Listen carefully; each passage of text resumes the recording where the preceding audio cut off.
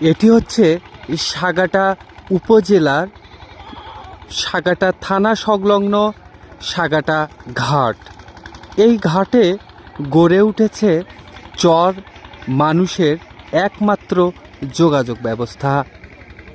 এখানে আসলে আপনারা অবশ্যই দেখতে পারবেন চরের মানুষের জীবনবাহিকার মান। এবং এটি হচ্ছে একটি ক্যানেল।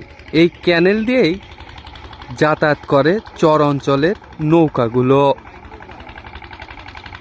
সাগাটা চর অঞ্চলে আসলে দেখতে পারবেন এখানকার ফসলি আবাদ, কালেজিরা, ধনিয়া, কুশেলের ক্ষেত এবং ভুট্টো এবং কাশফুল এর মতো অনেক সৌন্দর্য।